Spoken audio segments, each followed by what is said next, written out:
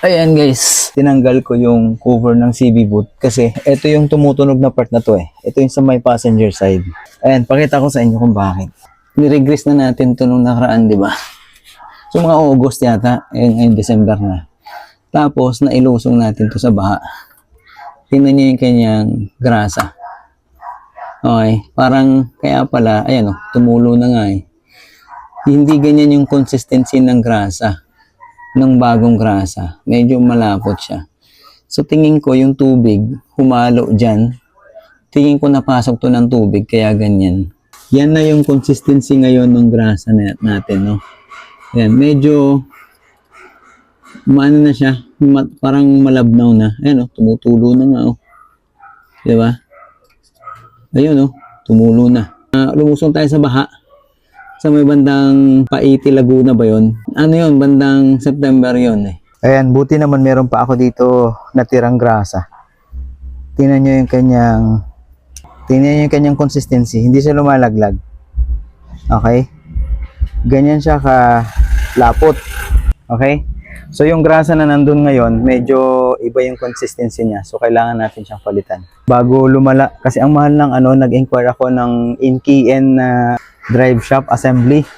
Maabot ng 14,000, dalawa na. Medyo mahal. So hanggat maaari, aagapan ko muna. Ayan, binaklas ko din yung boot dito sa inner CV para may comparison tayo kung ano yung status ng grasa dito. Tingnan nyo.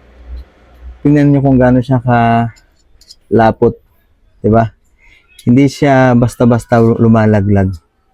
Yan, wala pang nalaglag diyan, kakatanggal ko lang nito. So malapot pa to, okay pa to.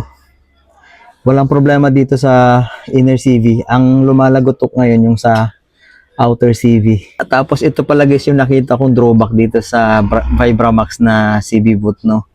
Maluwag siya, medyo maluwag siya. Ayun oh. So, ang tendency, kailangan mong higpitan ng todo ito para kumapit siya, hindi sumingaw. Pero, actually, hinigpitan ko na ng todo yan, pero talagang, meron pa siyang gap.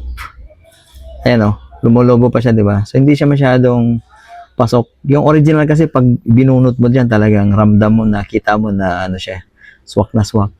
Ito, ayan, meron siyang, malaki siya. So, hanap ako ng ibang brand naman na pwede dito. Papalitan ko na rin to. Tingin ko kaya yan napasok ng tubig kasi yung niya dito, kahit higpitan mo ng todo, sumisingaw pa rin, nagkakaroon pa rin ng gap. So, kaya napasok ng tubig to.